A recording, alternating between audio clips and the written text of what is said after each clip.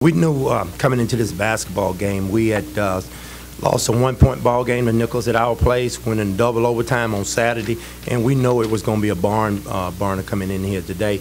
My hat's off to them. They are a tough team to match up against. Fred Hunter is down low. He's one of our better players. Of course, he's all conference. He's a tough matchup. We knew that going into the game, and we couldn't let him get his numbers, but it was hard stopping a guy as good as he is of getting his numbers. But my hat's off to Nicholls for the effort they gave, and it was going to go down to that. My hat's Austin Lewis, our freshman, came in, who's from Houston. Tremendous job against Fred. I thought he blocked some shots. It was a little bit tougher than Fred to shoot over him, but he done a heck of a job when we got into foul trouble with Craig and the Shark. But these guys, luckily we have a senior point guard like Dante Cannon and Kevin Hardy, who's going to be one of the up-and-coming good players in this conference. But you know, it was a tough game, and we knew the first one is always the toughest one. Once you get past the tough one, the next one is a little bit easier. I'll say that, but not easy, but you'll feel a little bit more comfortable in the next game. In this game here, they let you play, and I think we were looking for the calls, and I was just trying to tell our kids, look, I can't get into more technicals. The biggest thing is they think I'm chewing and fussing at them in the huddle, but I'm saying we've got to get energized. And I mean, it was, you know, every coach can always think he needs that call, but that's part of it. You got to play through the officials, you got to adjust to the officials, and you just got to play harder. I thought Nicholls was outplaying us. I thought they were getting every loose ball, and they were taking it to us early. And our guys thought it's just going to happen, but.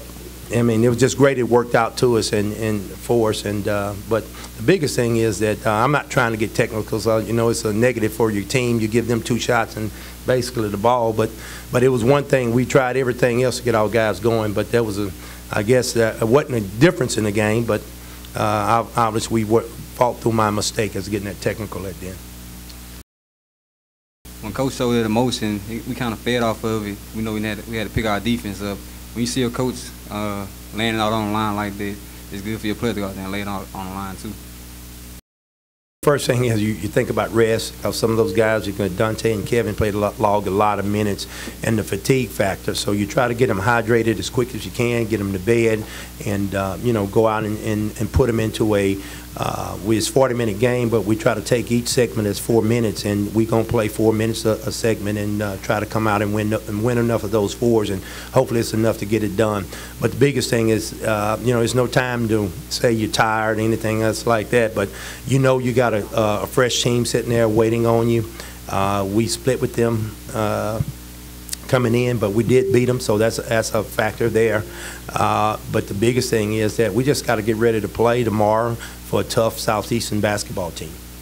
At this point of the season, we really can't get nervous because it's either lose or go home. So if you're nervous, you just can't be in the game right now. So basically everybody on the team got confidence.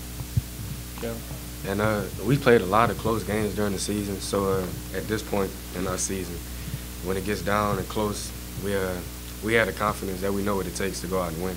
So there's no nervousness there. I liked the first half. I didn't like the second half very much. We struggled to score the ball. It got really physical, and we didn't respond with some toughness plays.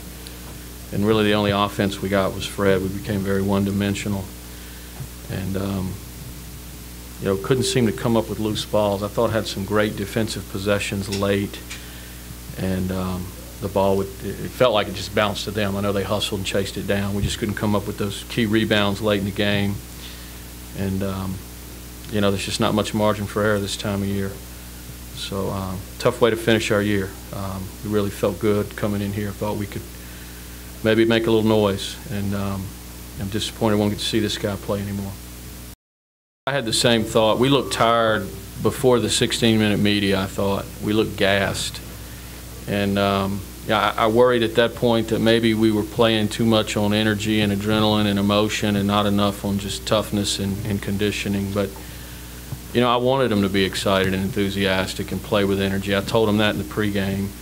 And, you know, we got deep into the second half in control of the game. So I thought we settled in and caught a second win. I don't know. I don't think it came down to we were just too tired to make the plays. We just didn't make the plays. These guys have been in that position before and made plays. But, you know, funny bounces. I think about a play where Cannon goes in the lane. He's a little out of control. He flips the ball. It hits Jeremy Smith. It goes straight up in the air.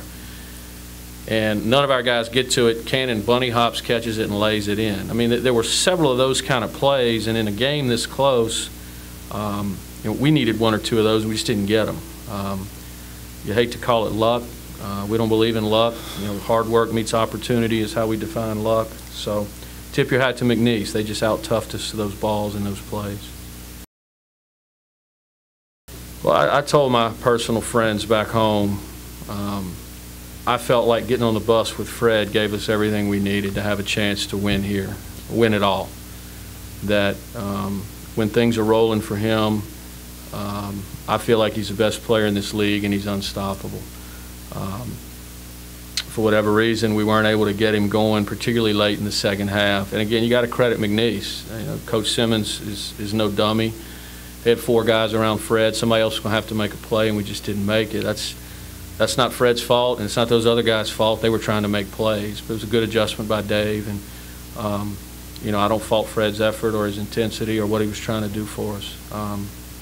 He's done a tremendous job for us his entire career here, but particularly down the stretch here lately, just being a warrior. I look at his minutes, 38 minutes, and we talked at halftime, he and I, one-on-one about, you know, can you play the whole second half? And he was willing to do that. I tried to get him a couple of minutes, but if I remember right, I put him in, and there was a quick foul, and he had like a 15-second break in the second half. He's a warrior, and I'm proud of him. I'm excited to see what the future holds for him. I hope somebody gives him a chance to play somewhere, because I think he's got a little more basketball left in him. I think I had a good year, good career at Nicholls, but tonight's game, it was, I don't think I had a good game, regardless of what the stat sheet says. I think I just played bad, didn't show up.